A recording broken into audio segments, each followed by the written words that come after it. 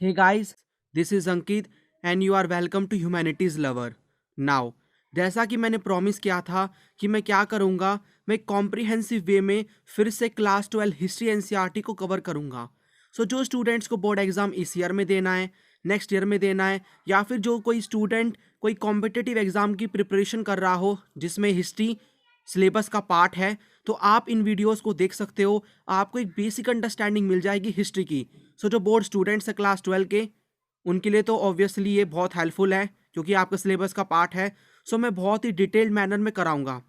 Series start करने से पहले मैं आपको ये बता दूं कि आपको क्या करना है। आपको बुक जो है वो ओपन करनी है साथ में, ओके। क्योंकि कुछ इमेजेस कॉपीराइटेड होते हैं, उनको मैं दिखा नहीं सकता वीडियो में, लेकिन आपके लिए बहुत इंपॉर्टेंट है। अगर आप उनको देखोगे तो आपको बहुत अच्छी क्लैरिटी मिलेगी। तो आप बुक को ओपन करना और जो भी इमेज है वो आप साथ साथ देख सकते हो, ओके। साथ ही साथ आप एक कॉपी ओपन कर सकते हो, रफ कॉपी, जिसमें आपको जो भी इंपॉर्टेंट पॉइंट लगता है, जो कि मैंने स्लाइड में मेंशन नहीं किया। वैसे मैं पीडीएफ प्रोवाइड करूंगा आपको, लेकिन जो मैंने पीडीएफ में स्लाइड्स में नहीं लिखा उसको आप वहाँ पर नोट डाउन कर सकते हो, ओके। और एक चीज़ मैं आपको ये बता दूं कि यहाँ पर आप ये मत समझना कि मैं एनसीईआरटी से बाहर पढ़ा रहा हूँ। मैं एनसीईआरटी से ही पढ़ाऊंगा आपको, लेकिन यहाँ पर मैं आपको थोड़ा सा डिटेल में पढ़ाऊंगा। इट मीन्स आपको ये पता होगा कि जो एनसीईआरटी में चीज़ें स्कैटर होती हैं। हिस्ट्री क्या होता है? हिस्ट्री का मतलब है क्रोनोलॉजिकल स्टडी ऑफ पास्ट, यानी कि पहले ये इवेंट हुआ, फिर ये हुआ, फिर ये हुआ। ये क्रोनोलॉजी है। लेकिन हिस्ट्री में क्या होता है कि पहला कुछ दे रखा है, फिर कुछ, मतलब क्रोनोलॉजी में ही है, लेकिन कोई इवेंट है और उसके बाद कुछ इवेंट हुआ, उसका मेंशन नहीं होगा। उसके बाद एक दो इवेंट बाद का मेंशन होगा, तो आप उसको लिंक नहीं कर पाओगे। तो अगर मुझे आपको 1-2% एनसीईआरटी से बाहर जाके वो चीज़ बतानी पड़े, ताकि मैं ज़्यादा नहीं, खाली उसको हल्का सा आपको बताऊंगा, खाली नेम ओनली, सो दैट आप उसको पहले वाले से और पीछे अगले वाले से लिंक कर सको, ओके। आपका ही बेनिफिट होगा आगे, ओके। पूरी एनसीईआरटी कवर करेंगे। ये मत समझना कि मैंने ऐसा नहीं करूंगा कि मैं आपके एनसीईआरटी में टॉपिक ये है उसको बता दिया फिर उसको बता दिया। ये तो आपकी पूरी हिस्ट्री समझ ही नहीं आएगी, तो स्टोरी नहीं बन पाएगी। हिस्ट्री स्टोरी है। अगर आप मेरी वीडियोस को शुरू से फॉलो करते हो, शुरू से, तो आपको पता होगा किस तरह से मैं आपको पढ़ाता हूँ, ओके। मेरा हमेशा से वे ये रहता है कि आपको कनेक्टिविटी के साथ पढ़ाया जाए, सो दैट आप उसको अच्छे से समझ सको, ओके। आज हम क्या करेंगे, अपना फर्स्ट चैप्टर देखेंगे, फर्स्ट बुक का, ओके, जिसका नाम है हड़प्पन सिविलाइजेशन। वैसे पहले इसका नाम ब्रिक बीट्स एंड बोन्स था, लेकिन अगर एज ऑफ नाउ चेक करें तो इसका नाम चेंज होके first cities, the story of first cities Harappan archaeology हो गया है। लेकिन अगर बाद में और चेंज होता है तो अपडेट योर सेल्फ, ओके। यहाँ पर मैं आज आपके लिए जो सीरीज लेकर आया हूँ उसमें हम फर्स्ट चैप्टर कवर करेंगे। ये फर्स्ट पार्ट है, ओके। ये चैप्टर जो है इसमें हम हड़प्पन सिविलाइजेशन के बारे में जानेंगे, ओके। मैं आपको बहुत ही ज़्यादा कॉम्प्रिहेंसिव वे में आपको समझाऊंगा, ओके, और आपको बहुत अच्छी क्लैरिटी आएगी। फर्स्ट ऑफ ऑल मैं आपको यहाँ पर कुछ चीज़ें बता देना चाहता हूँ सीरीज़ को स्टार्ट करने से पहले, जो कि आपके फर्स्ट चैप्टर की स्टार्टिंग में नहीं है, लेकिन आपको बहुत ज़्यादा हेल्प करेंगी पूरी हिस्ट्री को समझने में, ओके। फर्स्ट ऑफ ऑल जो इंडिया की हिस्ट्री है उसको 3 पार्ट्स में डिवाइड किया हुआ है। पहला है ancient history, second is medieval and third is modern, okay. Ancient history, जिसमें हम क्या करते हैं, किन चीज़ों को पढ़ते हैं, जहाँ से हमारी लाइफ का ओरिजिन हुआ था, वहाँ से लेके टिल मुस्लिम एडमिनिस्ट्रेशन तक हम पढ़ते हैं एंशंट हिस्ट्री में। और मेडिवल में हम क्या पढ़ते हैं, जो कि मुस्लिम रूल हुआ था, दिल्ली सल्तनत, मुगल एम्पायर। और मॉडर्न एम्पायर में, मतलब मॉडर्न हिस्ट्री में हम क्या पढ़ते हैं, मॉडर्न हिस्ट्री में हम ब्रिटिशर्स का रूल देखते हैं कि ब्रिटिशर्स ने कैसे रूल किया हमारे ऊपर, ओके। आपकी जो हिस्ट्री है क्लास 12 की एनसीईआरटी, वो 3 बुक्स हैं, 3 books are there in your syllabus. उसमें जो फर्स्ट बुक है उसमें दे रखा है about ancient history, second about medieval and third is modern. Now ancient history में आपके बुक में क्या दे रखा है, हड़प्पन सिविलाइजेशन के बारे में है, और भी वैदिक एरा है, लेटर वैदिक एरा है, बुद्धिज्म, जैनिज्म, इन सब के बारे में है, ओके। मेडिवल में आपका बता रखा है कि कैसे ट्रैवलर्स आते हैं, ट्रैवलर्स के अकाउंट्स के बारे में, Bhakti and Sufi movement, Mughal empire, Vijayanagara empire, इन सब के बारे में है, जो कि हम बहुत ही अच्छे से कवर करेंगे। और मॉडर्न एम्पायर में आपको बता रखा है कि कैसे जमींदारी सिस्टम आता है, पहाड़ी संथल रेवोल्ट, इन सब के बारे में, और कैसे महात्मा गांधी की एंट्री होती है इंटरनेशनल मूवमेंट में, और कैसे वो डिफरेंट डिफरेंट मूवमेंट को स्टार्ट करते हैं, अबाउट पार्टीशन, और कैसे कॉन्स्टिट्यूशन बनता है। हम यहाँ से यहाँ पर क्या करने वाले हैं, आप यहाँ पर ये पढ़ने वालों इन सब चीज़ों को, तो आपके माइंड में ये होना चाहिए कि हम पढ़ नहीं रहे हैं, हम अपनी हिस्ट्री को चेक करें कि हमारा पास्ट कैसा रहा है, ओके। यहाँ से हम क्या करेंगे, आज हम ये देखेंगे कि कैसे लाइफ शुरुआत हुई लाइफ की, और कैसे टिल हमारा कॉन्स्टिट्यूशन होता है, ओके, कॉन्स्टिट्यूशन बनता है। ठीक है, तो बहुत ही ज़्यादा अच्छे वे में, कॉम्प्रिहेंसिव वे में मैं आपके लिए कवर करूंगा। सो आप इन लेक्चर्स को अच्छे से देखना। एक बार में समझ नहीं आता दोबारा देख सकते हो, लेकिन आपको बहुत ही कंसंट्रेटली ये देखने हैं। ओके, नाउ एक और इम्पॉर्टेंट चीज, बहुत सारे स्टूडेंट्स को डाउट रहता है कि हिस्ट्री जो है उसमें डेट्स कैसे डिसाइड होती हैं। ओके, आप ये देखते होंगे कि किसी भी, सपोज आप करो हड़प्पन सिविलाइजेशन, हड़प्पन सिविलाइजेशन के अगर हम डेट देखें, ये सिविलाइजेशन कब तक फ्लरिश रही थी, तो इसका जो टाइम पीरियड है वो 2600 से लेकर 1900, ओके 1900 BCE तक है। अब आप ये सोचोगे कि ये जो डेट्स है कम क्यों हो रही हैं। ओके, ये जो डेट्स है कम क्यों हो रही हैं, तो यहाँ पर मैं आपको बता देना चाहता हूँ कि डेट्स कैसे डिसाइड होती है हिस्ट्री में। वैसे आपकी बुक में नहीं है ये, लेकिन आपको बहुत ज़्यादा हेल्प करने वाला है, वरना आप डेट्स ही नहीं समझ पाओगे तो आपको हमेशा से डाउट रहेगा कि ये जो डेट्स हैं इसको किस तरह से जो है क्लासीफाई किया गया और किस तरह से यहाँ पर किया जाता है। ओके, सो यहाँ पर मैं आपको बता देता हूँ dates in history. So first of all देखो, ये जो हिस्ट्री की जो डेट्स है ना, ये हमने क्लासीफाई किए on the basis of birth of Jesus Christ. So एक समय था जब जीसस क्राइस्ट का जन्म हुआ, तो जीसस क्राइस्ट के जन्म होने का जो समय था उससे पहले का समय, ओके, उससे पहले का समय जो है उसको हम कहते हैं या तो बीसी या बीसीई। यहाँ से आप फुल फॉर्म भी चेक कर सकते हो। बीसी का मतलब बिफोर क्राइस्ट, और यहाँ पर जो बीसीई है उसका मतलब बिफोर कॉमन एरा। हम इन दोनों को यूज कर देते हैं तो इसका मतलब सेम ही बात है। ओके, और जो जीसस क्राइस्ट का जन्म हुआ था तो उस टाइम को हम मान लेते हैं कि वो टाइम जीरो है। Okay, as a sake of हम मान लेते हैं जस्ट। ओके, उसके बाद जो जीसस क्राइस्ट का जो जन्म था, बॉर्न हुए थे वो, उसके बाद का जो समय उसको हम बोलते हैं एडी या फिर सीई। या तो हम एडी बोल देते हैं या फिर सीई बोल देते हैं। सीई का मतलब है कॉमन एरा या फिर एडी का मतलब एनो डोमिनी। ओके, सो एडी का मतलब आफ्टर दैट नहीं होता, एनो डोमिनी होता है। ओके, सो यहाँ पर आपको पता चल गया डेट्स कैसे डिसाइड होती है। अब हड़प्पन सिविलाइजेशन की आप डेट देखो, तो देखो उसकी डेट क्या है। उसकी डेट मैंने आपको अभी बताया 2600 से लेके 1900 BCE। इसका मतलब क्या है, अब देखो ये कम क्यों हो रहा है। ये कम इसीलिए हो रहा है क्योंकि जो जीसस क्राइस्ट का जो जन्म होने का समय वो पास आ रहा है। ओके, यहाँ से फॉर एग्जाम्पल यहाँ पर माइनस में होता है। ओके, फॉर एग्जाम्पल कोई टाइम यहाँ पर होगा उससे लेके यहाँ पर, तो हम ऐसे क्लासीफाई कर रहे हैं ना। अगर मैं आपको ये बोलूँ कि हम जो इस समय रह रहे हैं ना, अभी 2021 चल रहा है, तो 2021 एडी बोल सकते हैं या फिर सीई बोल सकते हैं। ओके, क्योंकि ये जीरो के बाद का समय है। ठीक है, यहाँ पर हम क्या बोलेंगे, एडी बोलेंगे या फिर सीई बोलेंगे। लेकिन वहां पर ये जो जब तक जीसस क्राइस्ट का जन्म नहीं हुआ था तो उसका जो टाइम पीरियड है वो कम होता जाएगा। आई होप मैंने आपको अच्छे से एक समझाया है और आपको समझ में भी आया होगा। ओके, इस स्लाइड को थोड़ा अच्छे से समझना। ठीक है, यहां पर आपकी जो पहली बुक है उसकी मैं एक तरह से आपको समरी बता रहा हूं। ओके, सो जो हमारी इंडिया की हिस्ट्री है उसकी क्रोनोलॉजी क्या है। एंशिएंट हिस्ट्री की मैं बात कर रहा हूं, मेडिवल और मॉडर्न की बाद में करेंगे। सो देखो, शुरुआत होती है स्टोन एज से। लाइफ का ओरिजिन हुआ, इवोल्यूशन होता है ह्यूमन बींग में, ह्यूमन बींग बना, डिफरेंट डिफरेंट कैटेगरीज होती हैं, इवोल्यूशन होता है, आपने 11th में पढ़ा होगा हिस्ट्री में। ओके, उसके बाद यहाँ पर क्या होता है, स्टोन एज के बाद एक सिविलाइजेशन डेवलप होती है। आप उसका टाइम पीरियड भी देख सकते हो स्टोन एज का, जो कि आपकी बुक में नहीं है, इसलिए मैं डिटेल में कुछ नहीं बताने वाला इसके बारे में। सो इसका टाइम पीरियड आप जस्ट माइंड में रखना, आई मीन आपको याद नहीं करना इसको, एक बार आप बस जस्ट देख सकते हो कि कैसे हिस्ट्री की शुरुआत हुई थी। सो 2 मिलियन ईयर्स एगो से लेके 4000 BCE। ओके, अब ये भी टाइम पीरियड कम हो रहा है। ओके, टाइम पीरियड कम हो रहा है, इसका मतलब कि जीसस क्राइस्ट का जन्म होने का समय पास आ रहा है। ओके, आई होप आपको समझ आ रहा होगा। ओके, उसके बाद यहाँ पर हड़प्पन सिविलाइजेशन, उसके बाद एक बहुत बड़ी सिविलाइजेशन डेवलप होती है, उसी के बारे में आज हम बात करेंगे। उसका टाइम पीरियड है 2600 से लेके 1900 BCE। ओके, यहाँ पर BCE है सब जगह, मतलब मोस्टली जगह यहाँ पर मैं आपको बता दूंगा, वैसे मैंने मेंशन कर रखा है। उसके बाद यहाँ पर वैदिक एरा स्टार्ट होता है जिसका टाइम पीरियड है 1500 to 1000 BCE। उसके बाद लेटर वैदिक एरा, इसमें ऋग्वेदा लिखा जाता है। Okay, 1000 to 600 BCE। ओके, यहाँ पर देखो, आप देख सकते हो यहाँ पर अदर जो वेद्स हैं, 4 वेदास हैं, तो यहाँ पर ऋग्वेदा लिखा जाता है वैदिक एरा में, और लेटर वैदिक एरा में अथर्ववेद, सामवेद और यजुर्वेद, जो 3 अदर वेदास हैं उनको लिखा जाता है। उसके बाद क्या होता है, डिफरेंट डिफरेंट महाजनपथ्स बनते हैं। ओके, किंगडम्स बनते हैं, और बुद्धिज्म डेवलप होता है, जैनिज्म डेवलप होता है, गौतम बुद्धा महावीरा का जन्म होता है, जिसका टाइम पीरियड आप यहाँ पर देख सकते हो। उसके बाद 325 BCE से लेकर 185 BCE तक मौर्यन एम्पायर का रूल होता है इंडिया के अंदर। ओके, मौर्यन एम्पायर, जिसके जो रूलर थे, मोस्ट इंपॉर्टेंट रूलर अशोका, उनके बारे में हम जानेंगे, उनकी धम्म की पॉलिसी के बारे में जानेंगे। 200 BCE से लेकर 300 CE, यस यहाँ पर CE आ गया, ओके, क्योंकि यहाँ पर बीच में गौतम बुद्धा का जन्म हो गया, तो उसके बाद यहाँ पर प्लस होता जाएगा टाइम पीरियड, ओके, 0 1 2 3 ऐसे करके, यहाँ पर माइनस था, ओके।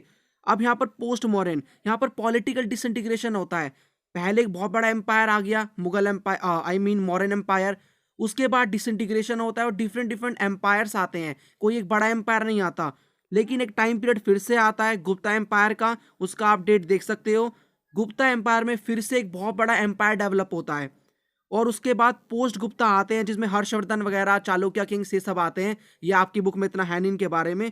सो यहाँ पर मैं आपको बता क्या रहा हूँ, ओके। आप यहाँ पर ये समझो कि आपका जो फर्स्ट चैप्टर है उसमें हड़प्पन सिविलाइजेशन के बारे में है, और जो आपका सेकंड चैप्टर है जिसमें हम क्या देखेंगे, पॉलिटिकल हिस्ट्री देखेंगे, उसमें क्या मेंशन है, उसमें ये मेंशन है महाजनपद एंड मॉडर्न एम्पायर, ओके, इसके बारे में मेंशन है। और थर्ड जो आपकी बुक है, थर्ड जो चैप्टर है आपकी बुक का, उसमें मेंशन है वैदिक एरा, लेटर वैदिक एरा, यानी कि सोशल लाइफ के बारे में। और जो फोर्थ चैप्टर है उसमें मेंशन है बुद्धिज्म एंड जैनिज्म। इसका मतलब अगर आप देखो कि हड़प्पन सिविलाइजेशन के बारे में फर्स्ट चैप्टर में मेंशन है, और उसके बाद हम क्या कर रहे हैं, उसके बाद जो आपकी सेकंड बुक है, और सॉरी सेकंड चैप्टर है, थर्ड चैप्टर है, फोर्थ चैप्टर है। सो सेकंड चैप्टर में पॉलिटिकल हिस्ट्री, और वो जो पॉलिटिकल हिस्ट्री है वो यहाँ से लेके हम यहाँ तक की ही देखने वाले हैं, ओके। उसके बाद सोशल लाइफ है, सोशल हिस्ट्री है, वो भी पूरे इसी टाइम की है। अगर आप वहाँ पर देखोगे ना चैप्टर में, तो वहाँ पर मेंशन भी है, मेंशन है आपकी बुक में, फॉर एग्जाम्पल 600 टू लेकर 600, इसका मतलब ये 600 BCE है और ये वाला CE है, ओके, CE। तो ये पूरा आपकी बुक में मेंशन है। इट मीन्स यहाँ से लेके और ये जो आपका 600 यहाँ कहीं पर आ रहा है, तो ये पूरा आपका मेंशन है। और थर्ड जो चैप्टर है उसमें किसके बारे में मेंशन है, सोशल लाइफ, एंड फोर्थ में रिलीजियस लाइफ, जिसमें बुद्धिज्म, जैनिज्म, स्तूप, इन सब के बारे में जानेंगे। अगर आपके माइंड में कुछ नहीं आया, अभी कुछ नहीं घुसा, ओके, कुछ समझ नहीं आया, डोंट वरी, ये सब हम कवर ही करने वाले हैं, ओके। सो आगे बढ़ते हैं और अच्छे से मैं आपको क्लियर तरीके से समझाता हूँ। नाउ एक और चीज जिसके बारे में आप हर चैप्टर में पढ़ने वाले हो, इसीलिए मैंने सोचा कि आपको स्टार्टिंग में थोड़ा सा ही मेंशन कर दूं उसके बारे में, वो है सोर्सेज ऑफ हिस्ट्री। नाउ देखो, इतना समय पहले क्या हुआ हमें कैसे पता, ओके, उसके लिए कुछ सोर्सेज है ना हिस्ट्री के। तो हिस्ट्री जो है वो रिकंस्ट्रक्ट की जाती है, उसके बारे में पता लगाया जाता है सोर्सेज के थ्रू। तो जो सोर्सेज हैं उनको दो पार्ट्स में डिवाइड किया हुआ है। सो जो पहले सोर्सेज है उसको हम आर्कियोलॉजिकल सोर्स कहते हैं, आर्कियोलॉजिकल सोर्स, और दूसरे को लिटरेरी सोर्स कहते हैं। आर्कियोलॉजिकल सोर्स का मतलब कि उन्हें कोई भी ऑब्जेक्ट मिल रहा है, इंस्क्रिप्शन मिल रहे हैं, उनके द्वारा पोट्री उन्होंने यूज़ करी, या फिर कोई भी मटेरियल मिल रहा है, कॉइन्स मिल रहे हैं, तो ये सारे कहीं भी हमें डिगिंग कर रहे हैं, मट्टी की खुदाई की जाती है, उससे मिल रहे हैं। तो उसमें कोई भी किंग का साइन है, इंस्क्रिप्शन है, यानी कि मैं इंस्क्रिप्शन बताऊंगा क्या होती है, तो उसमें कोई चीज़ें मैंशन है तो उनको पढ़ा उन्होंने, तो ये सारा आर्कियोलॉजिकल सोर्स में आएगा। ये रिटन एविडेंसेस नहीं होते, इसमें रिटन नहीं होते। इस वाले में क्या होता है, लिटरेरी सोर्स में रिटन एविडेंसेस होते हैं। रिटन एविडेंसेस हम पढ़ेंगे आगे चल के, रिटन एविडेंसेस कौन कौन से मिलते हैं। फॉर एग्जांपल बुक्स यहाँ पर लिखी जाएंगी, मनुस्क्रिप्ट्स यहाँ पर लिखे जाएंगे। एक बात और मैं आपको यहाँ पर ये बता दूं कि जो मैंने आपको पिछली अभी स्लाइड में बताया कि जो स्टोन एज थी, तो स्टोन एज जब स्टार्ट हुई थी उसमें हमें कोई भी रिटन एविडेंसेस नहीं मिले हैं, इसलिए उसको प्री हिस्ट्री का पार्ट माना जाता है। आगे आप इसके बारे में पढ़ोगे। और जो हड़प्पन सिविलाइजेशन है उसमें रिटन सोर्स मिले तो हैं, लेकिन उनको हम समझ नहीं पाए कि उसमें क्या लिखा है, ओके। तो उसको हमने कैटेगरी बनाई है जिसको कहते हैं प्रोटो हिस्ट्री। क्या कहते हैं, PROTO, proto, okay, PROTO, proto history कहते हैं। तो आप याद रखना, ये आ भी सकता है क्वेश्चन। सो प्रोटो हिस्ट्री है जिसमें हमें रिटन एविडेंस मिले तो हैं, लेकिन हम उनको डेसिफर नहीं कर पाए हैं। डेसिफर का मतलब उनका मीनिंग नहीं निकाल पाए हैं कि उनका मीनिंग क्या है। और उसके बाद का जो समय है, जो मैंने आपको वैदिक एरा, लेटर वैदिक एरा बताया, महाजनपद डेवलप होते हैं, मॉडर्न एम्पायर, इन सब में हमें काफ़ी सारे रिटन एविडेंसेस मिले हैं। इसीलिए हम कहते हैं कि वैदिक एरा से ही हिस्ट्री की शुरुआत होती है, क्योंकि रिटन एविडेंस को ही माना जाता है बेसिस। लेकिन फिर भी हम ये सब पढ़ते हैं, ओके। सो आप पूरा अपने मेन चैप्टर पे आते हैं जहां से आपकी बुक में है।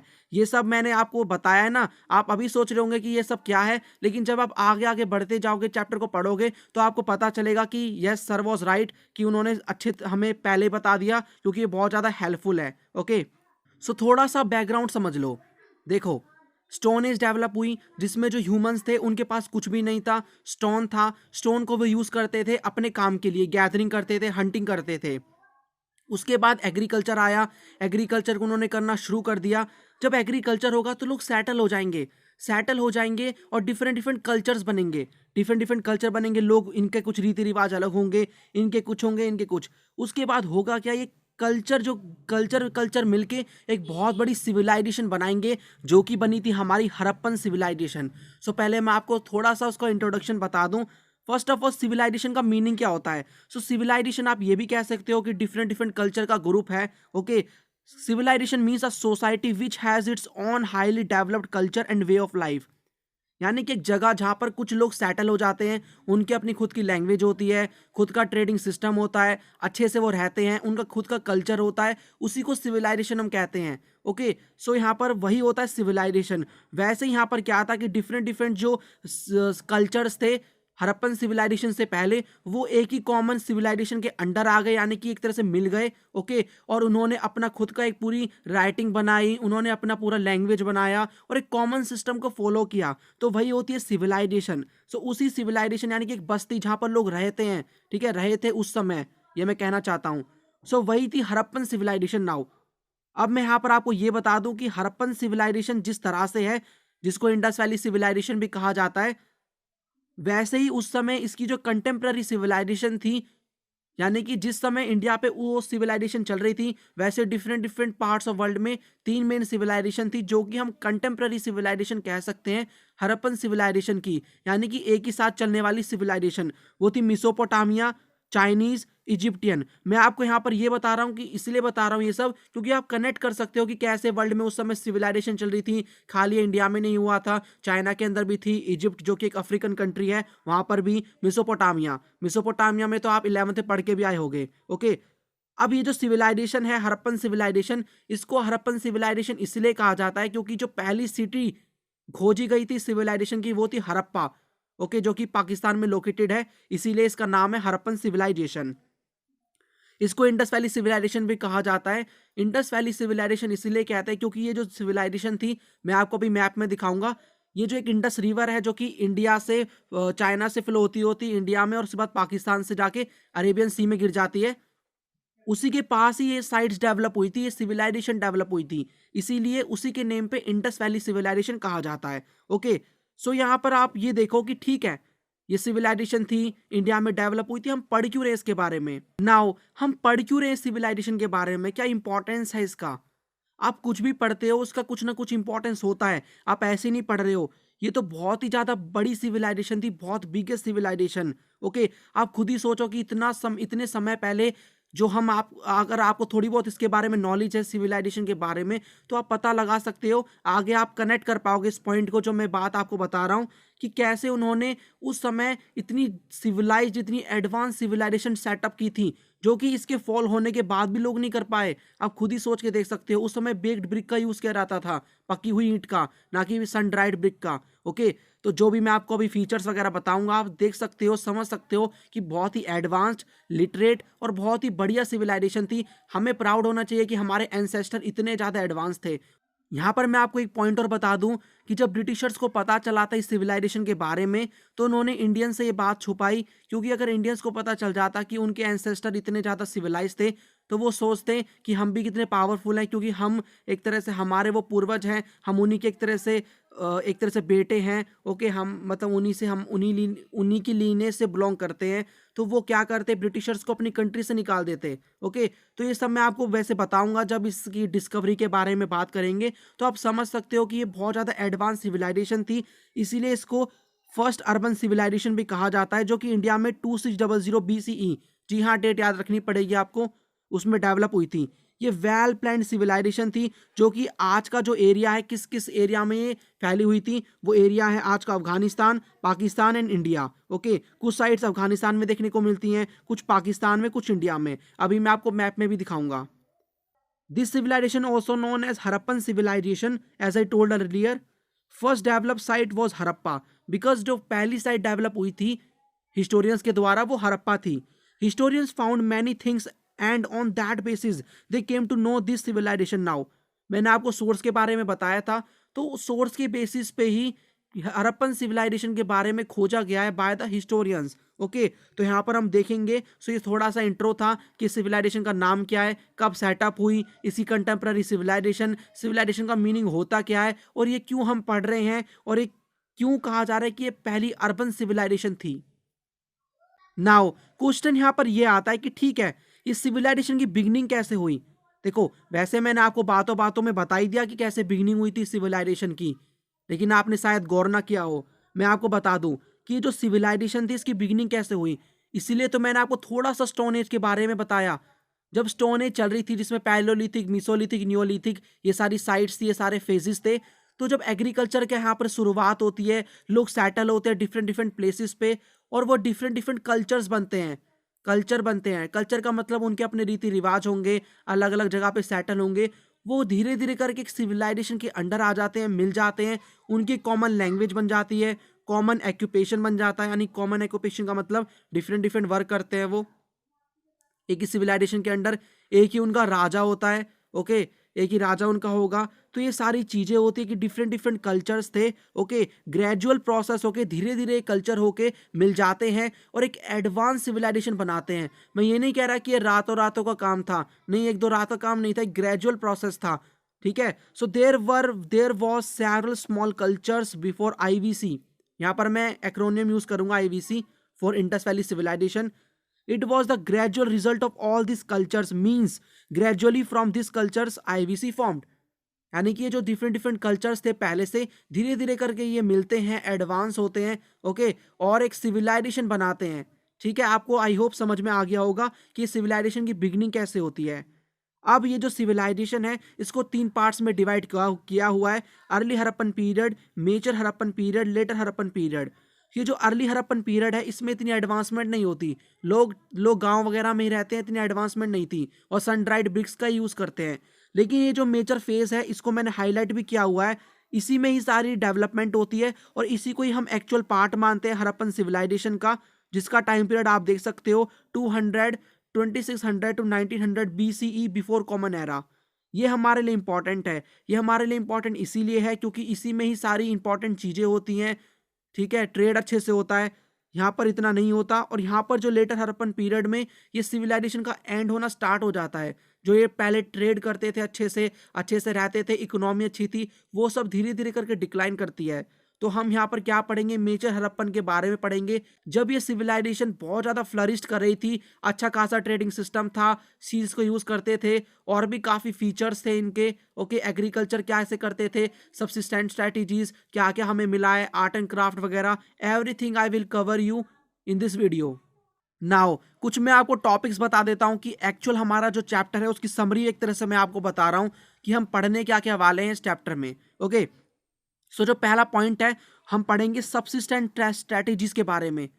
मैं आपको स्टार्ट करने से पहले ये बता दूं कि आप ये सोचो कि ये जो एक जो सिविलाइजेशन थी, लोग रहते थे, उसकी लाइफस्टाइल के बारे में हम पढ़ेंगे कि वहाँ के लोग खाते क्या थे, किस तरह से रहते थे, क्या सामान बनाया करते थे, कैसे घर बनते थे, क्या स्ट्रक्चर था घर का, सोशल डिफरेंसेस थे कि नहीं, यानी अमीर थे, गरीब थे, क्या क्या सामान बनाया करते थे, ट्रेड कैसा था, सील एंड स्क्रिप्ट्स के बारे में, उनके राजा वगैरह थे या नहीं थे, रिलीजन को वो फॉलो करते थे या नहीं करते थे, कौन सा रिलीजन था वहाँ पर, ओके। ये सिविलाइजेशन एंड कैसे हो जाती है, तो इन सब के बारे में हम पढ़ेंगे, ओके। सो यहाँ पर मैं आपको बताऊंगा कि कैसे सब्सिस्टेंट स्ट्रैटेजीज के बारे में, जिसमें हम कवर करेंगे कि एग्रीकल्चर यानी कि उनका मेन एक्यूपेशन क्या था, एग्रीकल्चर वो करते थे, डोमेस्टिकेशन ऑफ एनिमल्स को कवर करेंगे। इसका मतलब है सब्सिस्टेंस का मतलब कि एक तरह से उनकी डाइटरी प्रैक्टिसेस, वो खाते क्या थे। दूसरा टाउन प्लानिंग, टाउन प्लानिंग में ही ये जो सिविलाइजेशन थी ना, इस सिविलाइजेशन का मेन फीचर टाउन प्लानिंग ही है। इसकी कंटेम्प्रेरी सिविलाइजेशन मेसोपोटामिया सिविलाइजेशन थी, उसमें इतनी एडवांसमेंट नहीं हुई थी जितनी इंडिया की ये जो सिविलाइजेशन थी उसमें हुई थी। आप सोच सकते हो कि आप कंपेयर भी कर सकते हो, ओके। सो टाउन प्लानिंग मोस्टली हम मोहनजोदारो के पॉइंट ऑफ व्यू में देखेंगे कि मोहनजोदारो जो कि एक इंपॉर्टेंट साइट है, प्लेस है साइट की, इस सिविलाइजेशन की, उसको देखेंगे। मैं आपको भी साइट्स ही बताऊंगा, साइट्स का मीनिंग भी बताऊंगा, ठीक है। और यहाँ पर सोशल डिफरेंसेस के बारे में बात करेंगे कि किस कैटेगरी के लोग रहते थे, अमीर थे, गरीब थे, और अगर ये थे भी तो आर्कियोलॉजिस्ट को पता कैसे चलता है, आर्कियोलॉजिस्ट तो उस समय जिंदा नहीं होंगे ना, तो ये भी हम देखेंगे। क्राफ्ट प्रोडक्शन के बारे में यहाँ पर हम जानेंगे कि किस तरह का सामान बनाया करते थे। ट्रेड एंड कॉमर्स के बारे में, ट्रेड करते थे, व्यापार, ओके। सील्स के बारे में, सील्स का मीनिंग क्या होता है, स्क्रिप्ट्स का मीनिंग क्या होता है, वेट्स, वेट्स बनाया करते थे वो, ओके। 7 हम देखेंगे एंशंट अथॉरिटी के बारे में। ये जो पूरी सिविलाइजेशन थी, क्या इस पे कोई कॉमन राजा रूल करता था या फिर ओलिगार्की थे ये, ठीक है, सब बताऊंगा मैं आपको। रिलीजियस लाइफ के बारे में देखेंगे कि कौन सा रिलीजन फॉलो करते थे, कौन से ऐसे एविडेंसेस मिले हैं जिनसे हम देख सकते हैं कि वो धार्मिक थे। ओके, थोड़े से कैसे सिविलाइजेशन का एंड होता है वो भी मैं आपको बताऊंगा। डिफरेंट आर्कोलॉजिस्ट अपने अपने व्यूज को देते हैं और कैसे डिस्कवरी होती है सिविलाइजेशन की वो भी मैं आपको बताऊंगा। नाउ बात करते हैं कुछ इंपॉर्टेंट साइट्स की। वेल, साइट्स का मीनिंग क्या होता है? मैंने आपको स्टार्टिंग में ये बता दिया था कि ये जो हड़प्पन सिविलाइजेशन थी ये बहुत ही जगह फैली हुई थी, बहुत ही बड़ी प्लेस पे फैली हुई थी। मैं आपको मैप में अभी दिखाऊंगा। ओके, तो ये जो फैली हुई थी सिविलाइजेशन थी तो एक जगह पे नहीं थी ये। ओके, पूरा आप इंडिया का पार्ट देखोगे तो आपको नॉर्थ वेस्ट पार्ट में कुछ पाकिस्तान का एरिया और अफगानिस्तान का एरिया, वहां तक आपको ये मिल जाएगी सिविलाइजेशन। तो वो डिफरेंट डिफरेंट प्लेसेस पे फैली थी, उन्हीं प्लेसेस को साइट्स कहते हैं। मैंने आपको सिंपल टर्म से बता दिया। अब यहाँ पर आपको स्क्रीन पे 10 साइट्स मिल रही है हड़प्पन सिविलाइजेशन की, यानी प्लेसेस मिल रही हैं। तो ये मत समझ लेना कि खाली यही साइट्स ही सिविलाइजेशन की, बहुत सारी साइट्स ही हजारों में थी, लेकिन ये बहुत ज़्यादा इंपॉर्टेंट है, इसीलिए यहाँ पर मैंने आपके लिए बताई हैं 10 साइट्स ओनली। सो पहली जो बहुत इंपॉर्टेंट साइट है वो है हड़प्पा, मोहनजोदारो, लोथल, कालीबंगा, बानावाली, राखीगढ़ी, धोलावीरा, चान्होदारो, कोटडीजी एंड बालाकोट। नाउ इनमें से जो पाकिस्तान के अंदर है साइट, ओके, वो मैं आपको बता देता हूँ, उसको मैं हाईलाइट कर देता हूँ डिफरेंट कलर से। सो यहाँ पर मैं डिफरेंट कलर यूज कर रहा हूँ।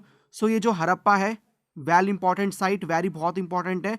मोहनजोदारो, ओके, एंड ऑल्सो यहाँ पर चान्होदारो, कोटडीजी, बालाकोट। सो ये जो साइट्स हैं 5 साइट्स, ये तो पाकिस्तान में ही लोकेटेड हैं। ठीक है, तो और जो बाकी की साइट्स है फॉर एग्जांपल लोथल, कालीबंगा, बानावाली, राखीगढ़ी, धोलावीरा, ये सब इंडिया के अंदर ही साइट्स हैं। ओके, और जब मैं आपको डिस्कवरी बताऊंगा कि कैसे डिस्कवर की आर्कियोलॉजिस्ट ने हड़प्पन सिविलाइजेशन की, तो मैं आपको ये भी बताऊंगा कि क्यों बहुत सारी साइट्स पाकिस्तान के अंदर लोकेटेड हैं, इसी वजह से हम डिस्कवरी नहीं कर पाते। ओके, आप देखोगे अभी मैं आपको टाउन प्लानिंग बताऊंगा, तो मोहनजोदारो को अगर मैं आप कोई मेरे से पूछेगा या किसी और से पूछेगा हिस्टोरियन से, तो आप पूछोगे कि वेल डेवलप्ड साइट कौन सी थी हड़प्पन सिविलाइजेशन की, तो हर कोई बोलेगा मोहनजोदारो। जी हाँ, मोहनजोदारो में बहुत सारे ऐसे फीचर्स हैं जिसकी वजह से हम कह सकते हैं कि ये बहुत इंपॉर्टेंट साइट थी। और हम जब टाउन प्लानिंग करेंगे, मैं आपको बताऊंगा टाउन प्लानिंग के बारे में, तो आपको पता चलेगा कि Mohenjodaro was the well developed site जहाँ पर हमें टाउन प्लानिंग का एविडेंस देखने को मिलता है। हड़प्पा भी थी, वैसे Harappa was the first sight जो कि डेवलप हुई थी ना। आपको करना क्या है, आपको मैप में ये सारी जो भी साइट्स हैं इनको फिल करना है, कौन से स्टेट में लोकेटेड है आपको ये भी पता होना चाहिए, क्योंकि मैप बेस्ड क्वेश्चन आ सकते हैं। Okay, now move further.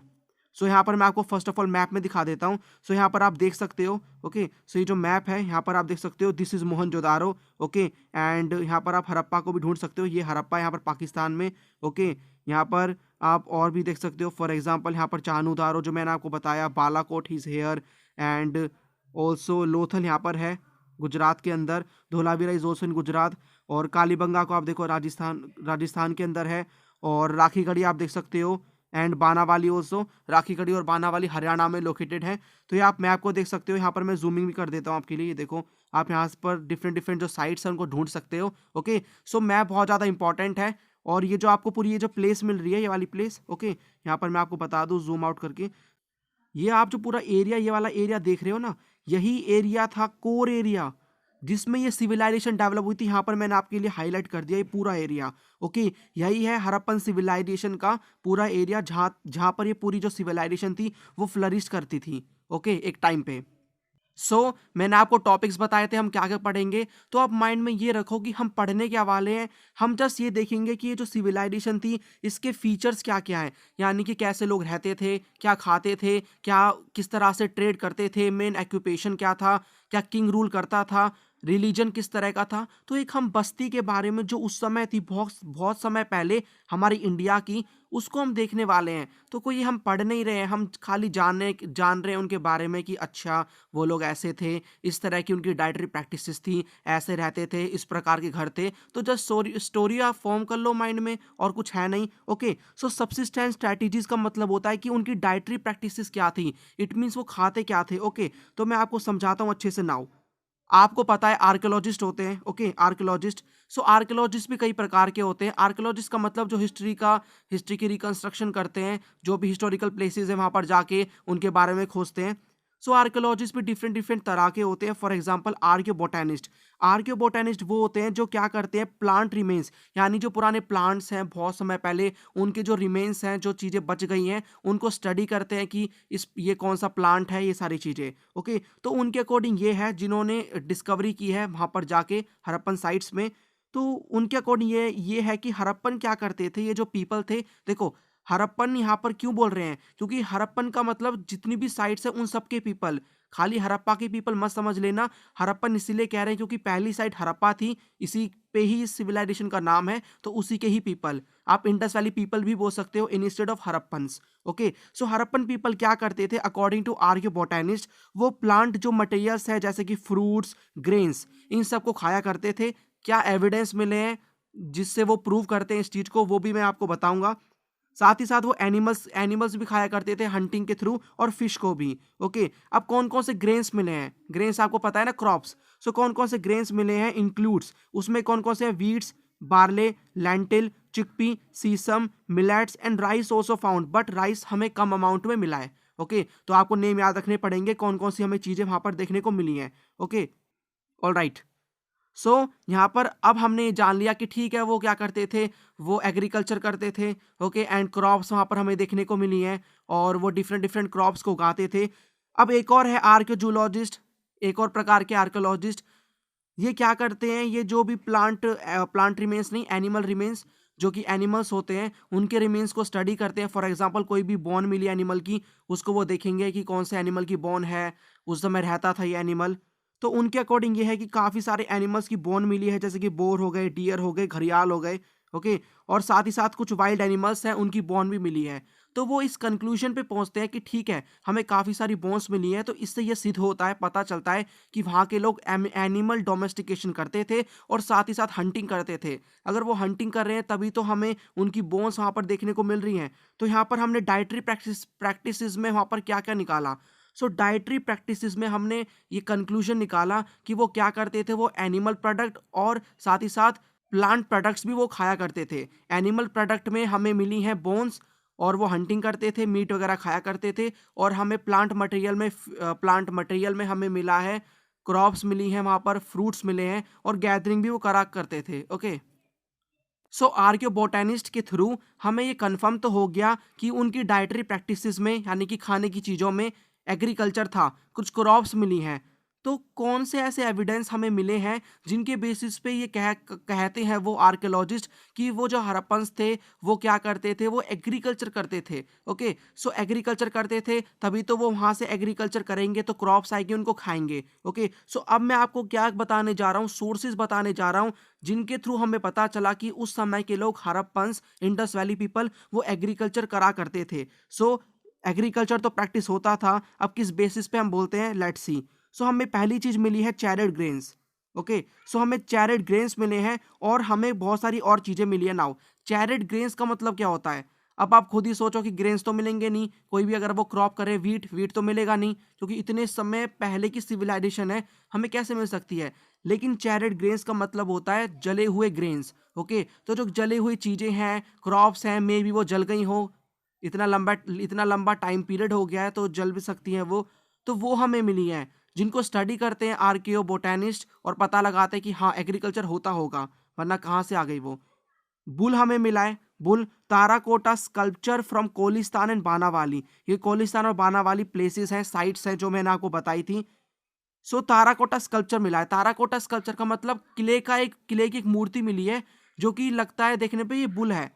तो आप खुद ही सोचो कि वहां पर हम देखो वहां पर हमें कोई भी चीजें मिलती है तो उसका मतलब वो जानते थे तभी तो उन्होंने बनाई। सो उससे पता चलता है कि बुल थी और बुल को एग्रीकल्चर में यूज किया जाता था। फ्लो का यूज देखने को मिला है वहां पर, एक फ्लो फील्ड मिली है कालीबंगा से, यानी कालीबंगा से हमें एक ऐसा खेत मिला है जो देखने पे लगता है, कालीबंगा एक प्लेस का नाम है, साइट है, देखने से ये लगता है कालीबंगा में कि एक फ्लो फील्ड है, वो एक जगह मिली है, फील्ड मिली है, फ्लो फील्ड, यानी कि हल से जोती हुई फील्ड है वो। तो इसका मतलब एग्रीकल्चर होता था और फ्लो का यूज करते थे। एक बात और यहाँ पर याद रखना, आयरन की डिस्कवरी अभी नहीं हुई थी, आयरन की डिस्कवरी बाद में होती है, ठीक है। तो ये जो फ्लो था इसको वो बनाया करते थे with the help of would. उसके बाद मल्टीपल क्रॉपिंग के एविडेंसेस मिले हैं। मल्टीपल क्रॉपिंग का मतलब एक से ज्यादा क्रॉप, ठीक है, दो क्रॉप साइमल्टेनियसली एक साथ ग्रो की जाती थी।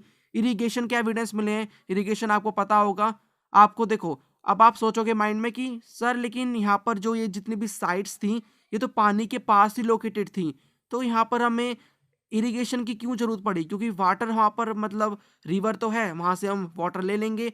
लेकिन कुछ ऐसी साइट्स भी थी, आप देख सकते हो मैप में, शोटुगाई जैसे कि, जो कि बहुत ज़्यादा सेमी एरिड रीजन में थी, जहाँ पर वाटर यहाँ पर था नहीं इतना, और थोड़ी सूखी जगह थी, रिवर भी नहीं थी आसपास। तो उसके लिए वो क्या करते थे, जो भी उनकी जगह से पास में रिवर पड़ती थी उससे वो कैनल्स ड्रॉ करते थे या फिर टैंक्स वगैरह बनाया करते थे। ओके, सो उनके हमें एविडेंस मिले। फॉर एग्जांपल कैनल्स का एविडेंस मिला है शोटुगाई में, it's a place in Afghanistan. And water reservoir मिला है। रेजर्वोयर का मतलब जो कि धोलावीरा में मिला है, एक टैंक होता है, वाटर टैंक, इस तरह का टैंक होता है जिसमें वो वाटर को फिल करते हैं और जब भी नीड होती है एग्रीकल्चर वगैरह में उसको वो यूज करते हैं। ठीक है, और यहाँ पर हमें कुछ टूल्स भी मिले हैं। टूल्स किस तरह के, फॉर एग्जांपल कोई भी बड़ा स्टोन होगा ऐसे करके, और उस स्टोन में वुडन का हैंडल लगा दिया ऐसे करके, जिससे वो क्या कर सकते हैं, कुछ भी एग्रीकल्चर में यूज कर सकते हैं उसको, फसल वगैरह काटने के लिए, हार्वेस्टिंग के लिए।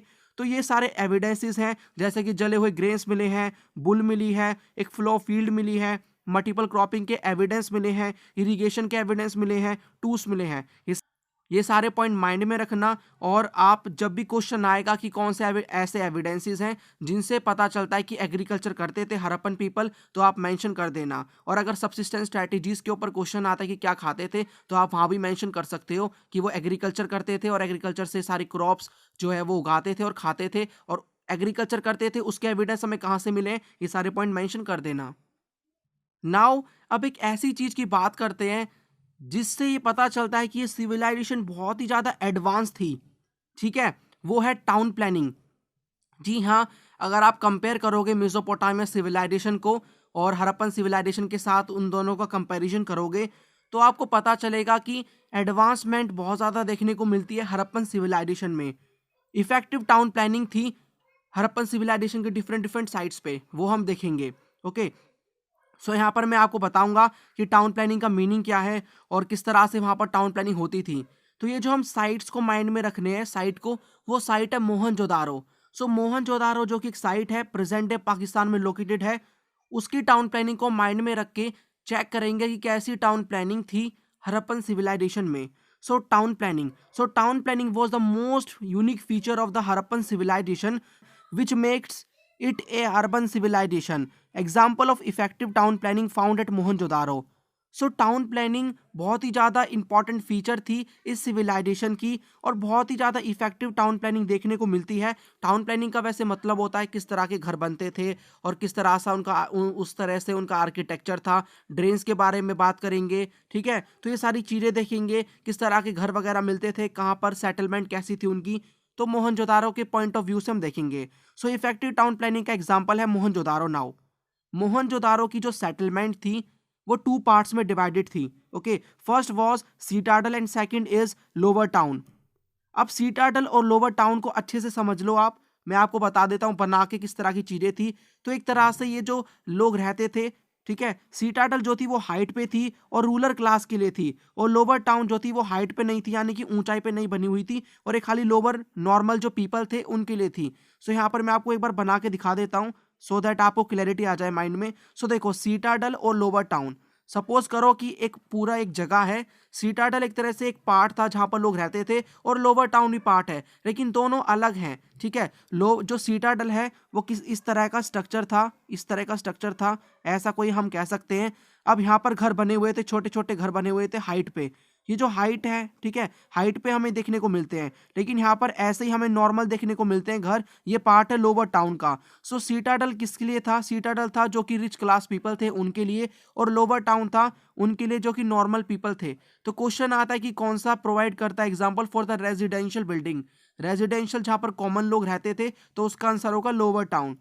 सो सीटाडल में आप क्वेश्चन पूछोगे कि ये हाइट पे क्यों बनाया जाता था, तो हाइट पे बनाने का जो पीछे रीजन था, साइड में जो है रिवर फ्लो होती थी। ओके, सो रिवर से बाढ़ ना आ जाए, और ये भी बहुत ज्यादा रिच पीपल थे, वेल्थ थी इनके पास, प्रिस्टली क्लास थे ये, इसीलिए यहाँ पर हाइट पे बनते थे ये सीटाडल। ओके, और यहाँ पर ये फोर्टिफाइड भी होते थे जितने भी घर थे। ओके, एंड फोर्टिफिकेशन हमें लोअर टाउन में भी देखने को मिलती है। सो सीटाडल और लोअर टाउन, इसको हम वेस्टर्न एरिया भी कहते हैं और इसको ईस्टर्न पार्ट भी कहते हैं, या फिर eastern area. Of the Harappan civilisation.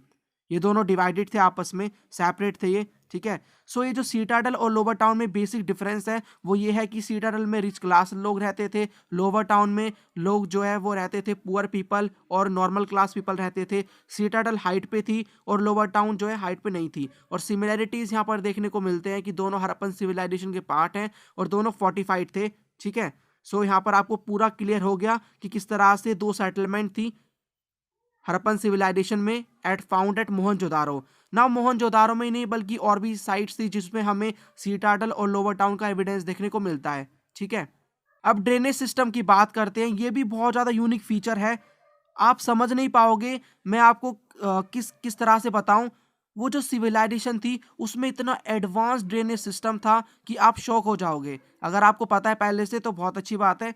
ये जो ड्रेनेज सिस्टम था वो ऐसा था कि इसके फॉल होने के बाद, बल्कि अभी तो वैसे बहुत कुछ डेवलपमेंट हो चुकी है अगर हम देखें, लेकिन उसके अगर हम देखें 100-200 साल पहले जिस तरह से गांव का हाल था, ऐसे ड्रेनेज सिस्टम हमें वहां भी देखने को नहीं मिले जो हमें इतने समय पहले मिले थे। ओके, आप यहाँ पर कंपैरिजन कर सकते हो और ये चेक कर सकते हो कि ये जो सिविलाइजेशन थी ये बहुत ही ज़्यादा एडवांस सिविलाइजेशन थी। ओके, सो हम बात करने जा रहे हैं अभी ड्रेनेज सिस्टम की of the Harappan civilisation. Got it?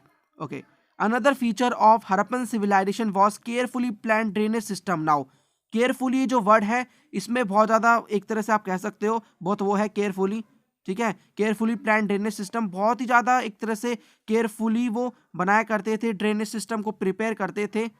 And it seems that drains build first and then houses being built along them. ऐसा लगता था कि जो ड्रेन्स थे उनको वो पहले बनाते थे घर बनने से पहले। ऐसा नहीं है कि घर बना दिया उसके बाद देखते हैं कि कैसे ड्रेन बनाएंगे, नाली वगैरह बनाएंगे। वो पहले बनाया करते थे कि ऐसे घर होगा हमारा, यहाँ से नाली निकलेगी, इसमें कनेक्ट होगी, इस तरह से। और ये जो ड्रेनेज सिस्टम था एक ग्रिड पैटर्न फॉलो करता था। ये सब मैं आपको बना के दिखाऊंगा, ऐसा ही नहीं है यहाँ पर कि लाइन टू लाइन पढ़ा दिया आपको ये होगा वो होगा, आप इमेजिनेशन कर रहे हो, पूरा बना के दिखाऊंगा आपको। उसके बाद यहाँ पर यह भी था कि जितने भी हाउसेस थे उनके खुद के बाथरूम थे और वो कनेक्टेड थे स्ट्रीट ड्रेन से, और जो स्ट्रीट ड्रेन थी वो मेन ड्रेन से कनेक्ट थी, और जो मेन ड्रेन थी वो रिवर में जाके गिर जाती थी। ओके, एक रफली आप डायग्राम इसका देख लो, मैं बना के दिखा देता हूँ आपको। सो सपोज करो ये एक प्लेस है, ठीक है, एक गली है ये, और यहाँ पर डिफरेंट डिफरेंट हाउसेस बने हुए हैं। सो जो मैंने आपको ये बताया पूरा, मैं उस एक तरह से आपको बता रहा हूँ उसका किस तरह से स्ट्रक्चर है। इस साइड भी हाउस बने हुए हैं, डिफरेंट डिफरेंट हाउसेज। अब यहाँ पर क्या होगा, यहाँ पर जो है इससे एक नाला निकलेगा, ठीक है, हर हाउस से निकलेगा इस तरह से, और ये ऐसे करके आप अपना इमेजिन कर सकते हो। और ये कनेक्ट हो जाएगा विद द गली का ये जो स्ट्रीट है इसका ड्रेन, ठीक है। आप अपने घर से भी मैच कर सकते हो, आपकी गली में भी कुछ इस प्रकार का सिस्टम होगा। सो ये जो आप देख रहे हो ना, मैंने आपको बताया ग्रिड पैटर्न फॉलो करता था। यहाँ पर 90 डिग्री का एंगल बन रहा है, ठीक है, यहाँ पर 90 डिग्री का एंगल बन रहा है हर जगह। तो यही है ग्रिड पैटर्न कि जो घर से निकलने वाली ड्रेन और जो गली से मिल रही है वो 90 डिग्री पे इंटरसेक्ट करती थी और 90 डिग्री का एंगल बनता था, ठीक है। अब यहाँ पर ये जो ड्रेन है, ये फॉर एग्जांपल एक और यहाँ पर गली से ड्रेन आ रही है, मेन ड्रेन, ये किसी और यहाँ पर कोई और गली है इसकी ड्रेन मिल रही है, और ये फाइनली ये जो ड्रेन है पानी, मतलब इनका जो भी ड्रेन है ये सब जाके मिल जाएगा इन द रिवर, पानी में जाके जो रिवर है उसमें मिल जाएगा। तो ये पूरा उनका ड्रेनेज सिस्टम था। और जगह जगह बीच में क्या था, कोई इन्होंने होस वगैरह बना रखे थे फॉर एग्जांपल यहाँ पर, ताकि वो उसको वहाँ पर लाइमस्टोन वगैरह से बनते थे, उसको वो खोल के ओपन करके उसको टाइम टू टाइम उसको साफ भी कर सकें। आप भी देखते होंगे कि आपकी गली में भी ऐसे होस वगैरह बनाए जाते हैं, ठीक है, मट्टी का कुछ लगा दिया जाता है, पत्थर का सॉरी, तो उसको वो ओपन कर देते हैं, कोई पत्थर का स्ट्रक्चर सा होता है गोल करके, उसको ओपन करते हैं और टाइम टू टाइम साफ भी करते हैं। तो ऐसी एडवांस सिविलाइजेशन थी, ऐसा नहीं था कि इन्होंने घर बना लिया पूरा, देखते हैं कि हाथ से निकल रहा है। और ये जो ड्रेन थी घर का जो एक बाथरूम था उससे कनेक्टेड थी, हर घर में अपना अपना बाथरूम था, ओपन डेफिकेशन नहीं थी वहां पर, खुले में शौच नहीं थी। तो आप इससे खुद ही अंदाजा लगा सकते हो, it was a very advance civilisation. यहाँ पर आप देख सकते हो कि इस तरह से नाला है पूरा, ठीक है, इसको वो कवर्ड भी क्या करते थे, विद ब्रिक्स और लाइमस्टोन से कवर करते थे। और ये जो मैं बात कर रहा हूँ वो इस तरह का यहाँ पर देखने को मिलता है, जिसको वो ओपन करके क्लीन भी क्या करते थे। सो क्लीनिनेस पे बहुत ज़्यादा ध्यान देते थे। इसके ऊपर क्वेश्चन आता है कि क्लीनिनेस कैसे शो होती है, ड्रेनेज सिस्टम बताओ, बता देना कि ग्रिड पैटर्न फॉलो करते थे, ये सारी चीज़ें थी, और किस तरह से बनाया जाता था, 90 डिग्री एंगल फॉलो होता था, क्लीनिनेस पे ऊपर फोकस करते थे वो, ठीक है। आप इस स्लाइड से भी रीड कर सकते हो। ऑलराइट, नाउ अब बात करते हैं कि जो लोअर टाउन था उसमें जो भी नॉर्मल लोग थे उनके घर किस तरह के बने होते थे। So in lower town normal people lived. Let's see their house features. तो उनके हाउस फीचर्स देखते हैं। उनकी जो भी घर थे वो बेक्ड ब्रिक से या फिर सन ड्राइड ब्रिक से बने हुए थे। बेक्ड ब्रिक का मतलब होता है कि जो भट्टी है उसमें तपी हुई ईंट, और सन ड्राइड ईंट का मतलब है कि जो मड है उससे बनाया और सन में उसको ड्राई करने रख दिया। अब जो बेक्ड ब्रिक्स है उसको एडवांस माना जाता है क्योंकि उसमें बहुत ज़्यादा मेहनत लगती है, बहुत एडवांस है ये। और हमें बेक्ड ब्रिक्स देखने को मिली है जो कि बहुत इंपॉर्टेंट फीचर है सिविलाइजेशन की। ओके, सिविलाइजेशन का बहुत इंपॉर्टेंट फीचर है। एंड मिसोपोटामिया जो सिविलाइजेशन है उसमें भी हमें एविडेंस बहुत ही ज़्यादा कम मिलते हैं बेड ब्रिक्स के। So it was a very advance civilisation. And जो भी ब्रिक्स मिले हैं वो ऐसा नहीं है कि ठीक है एक ब्रिक ऐसी है और एक ब्रिक एक्स से निकल गई, सेम साइज का कुछ है नहीं इसमें। स्टैंडर्डाइज रेशियो वहां पर देखने को मिलता है। It means equal size. जितनी भी ब्रिक्स थी वो इक्वल साइज की थी। स्टैंडर्डाइज वहां पर रेशियो देखने को मिलता है कि अगर एक ईंट इस तरह की है, इस तरह की, तो दूसरी भी इक्वल साइज की होगी। लेंथ ब्रेथ जो है वो सेम होंगी। आप देख सकते हो यहाँ पर वो साइंस में भी कितने ज़्यादा एडवांस थे। अब यहाँ पर जो आंगन था, कोर्टयार्ड था, वो सेंटर में था और जो रूम्स थे वो ऑल साइड पे देखने को मिलते हैं। और ये जो रूम थे, यहाँ पर जो कोर्टयार्ड था, खुला आंगन, उसमें वो क्या करते थे समर सीजन में वीविंग करते थे। खुले में बैठ सकते हो आराम से, हवा आएगी, कुकिंग करते थे, ये सारे काम करते थे। कोई भी विंडोज देखने को नहीं मिलती जिससे पता चलता है कि वहाँ पर वो जो प्राइवेसी है उस पर ध्यान देते थे। और जो मेन एंट्रेंस है वो डायरेक्ट व्यू नहीं देता था इंटीरियर का। यानी कि अगर आपने गेट खोला, आपका मेन गेट आपका जो होगा उसको वो आप ओपन करोगे तो पूरा आपको घर का व्यू मिल जाएगा। उनका ऐसा नहीं था, उनका थोड़ा भूल भुलैया टाइप की, पूरा घूमना पड़ेगा फिर मेन घर दिखाई देगा, इस तरह का था। तो ये भी उनकी प्राइवेसी को शो करता है कि वो कितना प्राइवेसी पे ध्यान देते थे, अपनी सिक्योरिटी पे। और हमें जो हाउसेज है वो 2 स्टोरी भी मिले हैं, 2 स्टोरी हाउसेज, 2 मंजिल के। और कुछ पे तो स्टेयर केस ही मिला है, सीढ़ी भी मिली है उस पे चढ़ने के लिए, सेकंड रूफ पे पहुंचने के लिए। एक और इम्पॉर्टेंट चीज, हमें वेल्स भी देखने को मिले हैं। ठीक है, सेपरेट रूम्स, यानी कि उनका जो घर था उसमें उन्होंने एक स्पेसिफिक रूम तो वेल्स के लिए बना रखा था, कुएं के लिए। वहां पर हमें एविडेंस के तौर पे 700 वेल्स मोहनजोदारो में देखने को मिले हैं। सो बहुत ज्यादा एडवांस सिविलाइजेशन थी। ऑलराइट। सो जिस तरह से मैंने आपको बताया कि ये जो सिविलाइजेशन के अंदर जो डोमेस्टिक आर्किटेक्चर था वो किस तरह का था, मैं आपको बना के दिखा देता हूँ। फॉर एग्जांपल आप सपोज कर सकते हो कि इस तरह का वहाँ पर उनका एंट्रेंस होगा।